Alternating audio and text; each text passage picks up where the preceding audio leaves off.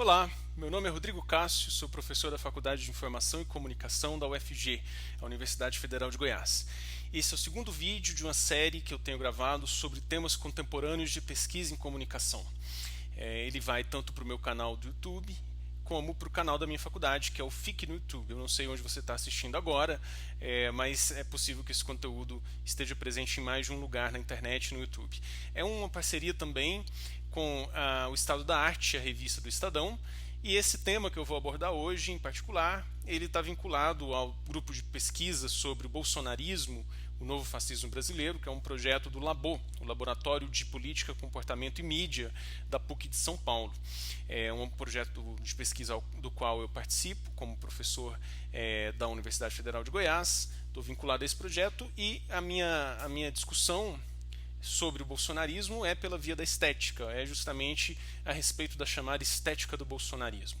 E é por isso que esse vídeo, ele, ao tratar do tema kitsch, né, do conceito de kitsch, ele vai aportar, ele vai chegar lá no Bolsonaro, na estética do bolsonarismo. No nosso segundo vídeo, em particular, eu vou tratar desse tema. Esse primeiro vídeo é para apresentar o conceito de kitsch. O intuito dele é realmente fazer uma introdução, e a partir dele, no segundo vídeo, nós vamos ver alguns exemplos, nós vamos analisar juntos o kitsch tanto na cultura de massa como na arte contemporânea, então devidamente assimilado, devidamente apropriado pelos artistas para criações novas e distintas daquelas que caracterizaram o kitsch do século XX, da primeira metade sobretudo. E no segundo vídeo, também junto dos exemplos, eu vou falar sobre a publicidade das lojas Navan, que é o meu objeto de estudo em um artigo que eu escrevi para a Compós, que é o Congresso de Pesquisadores de Pós-Graduação em Comunicação aqui do Brasil. Esse congresso deveria estar acontecendo agora, em junho, mas infelizmente por conta da crise sanitária, por conta da pandemia de Covid-19, ele foi adiado e deve ocorrer só em dezembro. Bem, eu vou adiantar então alguma coisa do que eu escrevi nesse artigo que eu devo apresentar ainda na Compós. E assim que eu puder divulgar o artigo por si só, eu deixo ele linkado aqui no meu perfil, e a gente pode, portanto, desdobrar a conversa, aprofundar a conversa a partir do estudo completo, né? Nesses vídeos eu vou apresentar o conceito de kitsch e projetá-lo, digamos assim, sobre a chamada estética do bolsonarismo, para buscar um entendimento mais rigoroso do que é o fenômeno Jair Bolsonaro e governo Bolsonaro do ponto de vista estético, né? Esse é um tema intrigante, um tema muito atual e que tem mobilizado as pessoas. Assim, há alguns trabalhos que têm surgido mais na mídia realmente do que ainda na universidade, que procuram entender essa estética bolsonarista. E antes de tudo a gente pode realmente se perguntar se existe uma estética bolsonarista como algo próprio, como algo que merece ser chamado assim, né? Como um conceito independente particular. Enfim, esse debate, que é um grande debate, na minha opinião, eu vou visitá-lo nessa série de 2 vídeos sobre o kitsch. Bem, então, para começar a nossa conversa sobre o conceito de kitsch, eu gostaria de remeter ao conceito original, ao termo alemão que deu origem à noção de kitsch, que é Verkitschen, né? Esse termo alemão, ele originalmente significa algo que é falsificado, algo que não tem um valor de autenticidade, algo que diz respeito a algum tipo de engano, algum tipo de ludibrio, que pode realmente fazer com que alguém enganadamente troque uma coisa pela outra, né? Bem, o que eu quero dizer com isso, né? O conceito, desde o seu nascimento, o conceito de kitsch, ele diz respeito a algo que não tem o valor que pretende ter, ou que não tem o valor que aparenta ter, né? O kitsch, ele foi desde o início relacionado à noção de uma mercadoria ordinária que você pode comprar no mercado sem muita necessidade de você aprofundar o seu gosto, de você julgar se a qualidade desse objeto realmente corresponde ao seu status artístico. E é por isso que o kitsch foi muitas vezes associado ao mau gosto mesmo, né? O kitsch, ele surge de imediato atiçando essa ideia de que existe uma arte de mau gosto, uma arte não elaborada, que acaba sendo comercializada muito por pessoas que, ao comprarem essa arte, não acham que ela é de mau gosto, e no fim das contas isso se consolida como um fenômeno realmente cultural vultoso, né? Você nota que o kit ele tem uma importância mercadológica imensa. É muito difícil que nós não tenhamos objetos kit nas nossas próprias casas. Eu mesmo tenho vários e mostrei para alguns amigos que me acompanham no Instagram, quando eu abri lá um desafio no Stories para que eles, dialogando comigo, mostrassem os objetos kit que tem em sua casa também. Eu vou comentar sobre isso no segundo vídeo. Eu vou comentar um pouquinho de cada um das fotos que os amigos me enviaram no Instagram, que são fotos de objetos kit que eles têm. Então, assim, resumindo, né, o kit ele é um conceito que está relacionado à ideia de engano, de falsificação da arte, de não autenticidade, e que tem a ver também com um sucesso comercial muito grande e a ideia de uma mercadoria ordinária, ou seja, uma mercadoria comum. Não é ordinária no sentido necessariamente pejorativo, mas sim de ordinária no sentido de que ela é feita de modo intenso e está muito presente, sem que haja nenhum tipo de diferenciação de si mesmo em relação a outros tipos de objeto. Então o kit seria uma espécie de arte não aprofundada, não cultivada, né? Realmente é uma arte que não inspira nenhum tipo de apuro técnico, nenhum tipo de esmero técnico que resulte em uma experiência estética mais interessante e mais elevada, né? Sobretudo mais elevada. Claro que ao discutir o kit assim, nós nos mantemos em uma posição muito ligada aos autores que escreveram sobre ele ali na passagem do 19 para o século 20, ou que são autores do século XX, mas ainda muito influenciados pelo modo de pensar a arte que vem do século XIX, e que separavam muito claramente uma alta cultura de uma baixa cultura, uma cultura elevada de uma cultura de massa, não é? Porque justamente o fenômeno da cultura de massas estava ainda se formando, estava ainda por ser entendido plenamente, então o contexto era um pouco distinto e é importante levar em conta isso, né? Há uma série de autores, por exemplo, o Clement Greenberg, um autor do qual eu gosto muito, que tem uma teoria importante sobre o kit e a vanguarda, é um autor que está ligado a esse ponto de vista, né? Há uma ideia de que o kit, sendo um antagonista da vanguarda, vai promover não o avanço da arte, mas sim um engano relativo ao valor artístico que acaba sendo consumido por um grande número de pessoas que querem se valorizar, mas se valorizar num sentido social e não propriamente interessadas, portanto, no valor da arte por si só. Então existe essa ideia de uma substituição. O kit ele substituiria, assim, o kit seria um fator de valorização do status do indivíduo que consome o objeto, né? Esse é um dos grandes motes, uma das grandes interpretações do kit originariamente, né?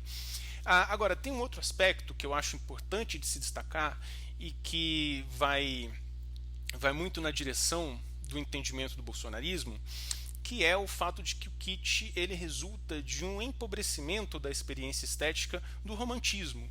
O romantismo é aquele movimento cultural, político também, que vem desde o século XVIII, influenciando a cultura ocidental. Existe então uma leitura também, e acho que é uma leitura muito acertada, que se verifica quando nós observamos o que é o kit contemporâneo da estética bolsonarista, que é uma leitura que destaca elementos do romantismo que foram modificados, foram alterados pelo fenômeno do kit, né? Então, assim, um exemplo, né? O sentimentalismo romântico, né? No kit, o sentimentalismo romântico acaba se transformando em uma espécie de exagero mais ligado à superficialidade do que a alguma percepção de valores universais, de uma condição existencial humana que é próprio o que interessa aos românticos, né? O kit ele é uma arte sentimental, uma arte que esbanja sentimento. Porém, esse sentimento não está ligado a nenhum tema, nenhum ponto de vista elevado e que tenha a intenção de falar sobre coisas que dizem respeito a toda a humanidade. Não. O kit ele tem um sentido mais doméstico, de um sentimento de conforto que faz com que esse sentimentalismo, digamos assim, esse apego ao sentimento seja, acima de tudo, algo muito superficial, né? Algo que nos permite, por meio da arte kit, a sensação de que nós estamos em casa, que nós não somos instigados, não somos levados a nenhum tipo de perturbação. A arte kit não é feita para perturbar, né? A arte kit ela é feita para nos deixar em paz e de modo bastante pacificado com a nossa experiência comum do dia a dia. O kit é uma arte do cotidiano, né? Então há aqui um empobrecimento do romantismo, que inclusive diz respeito ao empobrecimento da própria noção de pátria, de patriotismo, que era marcante no romantismo ali do século XVIII, né? O romantismo ele está muito ligado ao auge dos estados nacionais europeus, né? Ao modelo de Estado-nação, e o sentimento patriótico é característico do romantismo. No kit nós também percebemos a ocorrência de um sentimento patriótico. É muito comum observar, nós vamos ver, por exemplo, uma fotografia do Martin Parr, que é um fotógrafo britânico, interessantíssimo. No segundo vídeo eu vou comentar uma das fotografias dele, que mostra um indivíduo que usa uma sunga com a bandeira dos Estados Unidos, né? Isso é muito característico da arte kit, o apego à pátria. Digamos, você transformar os símbolos nacionais em algo que você vai, por exemplo, cultuar de maneira exagerada, excessiva, né? Isso é muito marcante no kit, e acho que já está evidente, né, que é possível ler a estética bolsonarista a partir dessa chave, né? Porque, sem dúvida, o bolsonarismo é um movimento que tem no seu núcleo uma ideia de patriotismo muito marcada, muito forte. Então, esses aspectos, acho que introdutórios, né, sobre o kit, eles dizem respeito à origem do conceito e ao modo como o kit ele foi entendido lá no começo do século XX, e repercute ainda, claro, mesmo com novos autores, novas leituras. Esses elementos eles ainda valem para entendermos como o kit ele está presente na sociedade. Bem, tem algumas características estéticas que eu gostaria de comentar ainda nesse vídeo, e que devem ser observadas para constatarmos a ocorrência do kit, seja na cultura de massa, seja na arte contemporânea. Por exemplo, o kit é um estilo que emula os produtos culturais de qualidade superior. Ou seja, é muito comum você observar que peças kit trazem elementos elementos que dizem respeito, que lembram, às vezes são imitações pura e simplesmente de grandes obras artísticas. Seria, por exemplo, um Davi de Michelangelo que você tem na sua sala, que é feito de gesso, né? E que obviamente não tem a perfeição, o apuro formal de um Michelangelo. No entanto, é um Davi de Michelangelo, é uma imitação vulgar, né? Ou um quadro, a Gioconda do Leonardo da Vinci, que você tem na parede do seu quarto, do seu escritório, e obviamente é uma imitação barata, uma imitação ruim, que com a indústria cultural no século XX, isso, enfim, as cópias elas foram como nunca divulgadas e consumidas, né? Mas o kit ele tem essa dimensão da emulação, que está ligado àquele aspecto que nós comentamos há pouco, que é o do indivíduo que se valora a si mesmo na medida em que consome o kit, né? Então é muito comum você ter a emulação das obras autênticas nessa arte que não é autêntica, que é o kit, né? Há uma outra dimensão, que eu acho que é um segundo aspecto a ser considerado como característica estética do kit, que é a ausência de qualquer tipo de profundidade existencial. Eu falei um pouco disso sobre a mudança em relação ao romantismo, né? O kit ele é realmente uma arte do conforto, do trivial, do cotidiano, do familiar. Então não é uma arte transcendente. E, por fim, também ligado à degeneração do romantismo, o kit é um estilo, um tipo de arte que tem um grande sentimento pelo próprio sentimento. Isso é sutil, é importante pensar bem nessa frase, nessa ideia, para que ela fique clara. O que significa? Significa que uma obra kit, uma peça, um objeto, seja qualquer que seja, uma pintura, uma pequena escultura, uma imitação, enfim, um souvenir que seja, ele já vem sentido, né? Pode ser também expressões literárias, tá? Não pensem que o kit é só é um conceito que só se aplica às artes visuais. Um poema kit, por exemplo, é um poema que já vem sentido, ou seja, ele já te informa o sentimento que você deve ter ao consumir o objeto, ao ter a experiência estética. Isso é muito interessante, porque esse transbordamento do sentimento do kit, ele implica justamente em direcionar o sentimento do espectador, do leitor, do apreciador, do observador, para um ponto que é de plenitude do próprio sentimento vivido como algo que a pessoa quer ter, né? Então, assim, eu sou feliz por ser uma pessoa feliz. Isso é muito kit, né? Eu sou apaixonado pelo fato de que eu me apaixonei por alguém, né? Esse também é um elemento, essa também é uma ideia, uma característica estética do kit muito importante. Vejam, isso é muito interessante porque cria alguns vínculos do kit com outros fenômenos estéticos que se sobressaem na cultura de massa, como por exemplo o melodrama, né? Quando a gente pensa o melodrama como formador da linguagem do cinema, como um tipo de gênero que vem do teatro popular e que se instala na cultura do século XX no cinema e em outras artes, também na produção midiática, enfim, o melodrama está muito ligado ao kit, tem uma frente aí na qual esses dois estilos acabam se encontrando.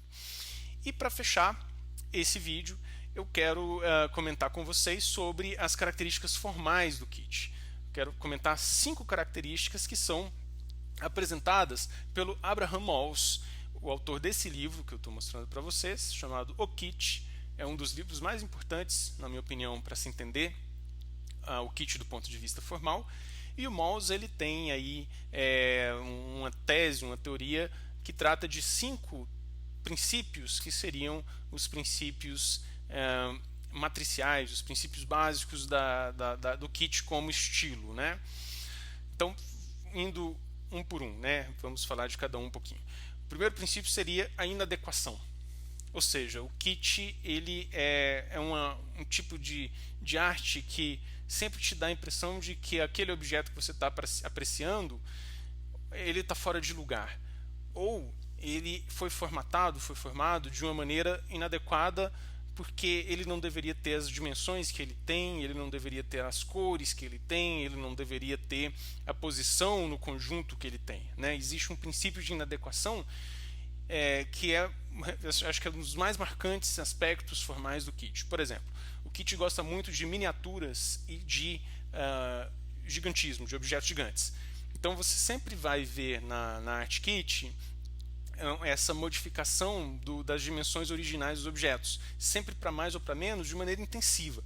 Por exemplo, um souvenir, um chaveiro que você compra quando visita Paris e que tem a Torre Eiffel, né? Você leva esse chaveiro para casa. Esse chaveiro é uma miniatura que mostra a Torre Eiffel e mostra que você já foi a Paris. Tem um elemento valorativo, né, do indivíduo que viaja, que realmente é uma pessoa aí que se, digamos assim, que atribui o valor a si mesmo por conta da sua experiência de vida. Mas em termos formais, o que caracteriza o kit é o fato de que aquilo é uma miniatura, né? Os famosos anões de jardim são pequenos anões, né? Ou os pinguins de geladeira, vou mostrar alguns no próximo vídeo como exemplos do kit, que você coloca em cima da sua geladeira um pequeno pinguim.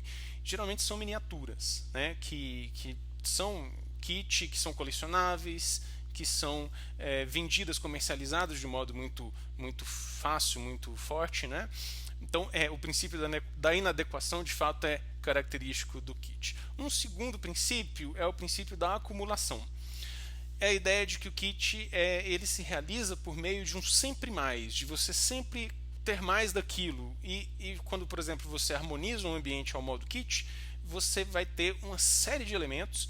A maioria deles não combinam um com o outro, né? A maioria deles não combina um com o outro, não, justamente por conta do princípio da inadequação, existe uma certa estranheza no ambiente, mas o que conta para a ideia de acumulação discutida pelo Malls é que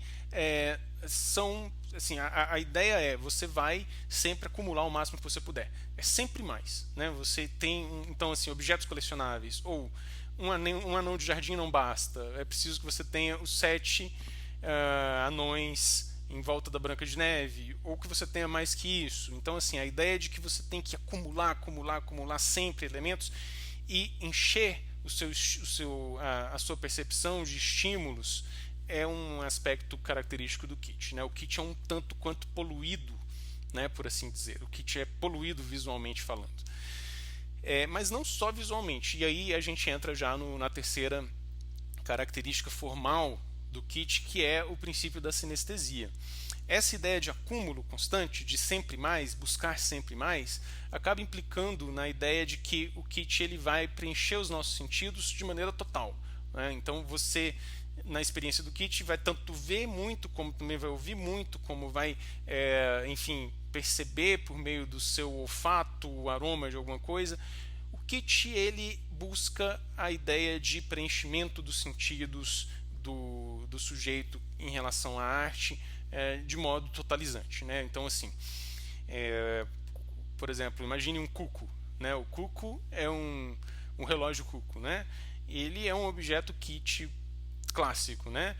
Ele não só serve para marcar as horas, não só serve como uma peça de mobiliário, como também serve para que você ouça o momento em que as horas mudam, né? Quando sai um passarinho de dentro do cuco e canta, marcando que a hora mudou, né? Passarinho miniatura, vejam bem, né? A ideia de que você tem os sentidos completos, a visualidade, a audição, né? Então vejam, uma série de objetos kit são sinestésicos. Eu vou comentar sobre isso a partir da arte contemporânea no nosso próximo vídeo, porque esse elemento, que é um elemento mais difícil de se perceber nos objetos kit, foi assimilado pelos artistas e tem exemplos interessantes sobre ele, né? Sobre esse princípio da sinestesia. Um quarto elemento é o meio termo no entendimento do Mawes, né? Essa nomenclatura, esse é o termo usado pelo Mawes. Meio termo, o que seria esse meio termo que caracteriza formalmente o kit? O kit não é uma arte de vanguarda e tampouco é uma arte que se quer popular, que se assume como uma arte popular stricto sensu, né? Não é, então, efetivamente ela é cultura de massa, mas pensando aqui no seu surgimento no século XX, no seu auge, né? Antes então da assimilação pela cultura, pela arte contemporânea, mas de todo modo assim, ela pretende não ser, porque ela pretende justamente ter aquele valor que a arte séria, a arte autêntica tem, né? Então ela é um meio termo, ela não é nem vanguarda nem arte popular, ela é uma arte que no fundo é popular, mas ela é cultura de massa e se pretende ser algo que tem o mesmo valor que a vanguarda tem. Esse é um belo debate, talvez seja um debate que suscite muitas polêmicas hoje, porque os termos dessa conversa estão um pouco desatualizados, no sentido de que pensar a vanguarda hoje é algo diferente de pensar a vanguarda no momento em que ela estava ainda se instalando, né, no século XX, mas é um aspecto que o Mawes apresenta que eu acho que ajuda a entender mais o kit histórico do que o kit contemporâneo.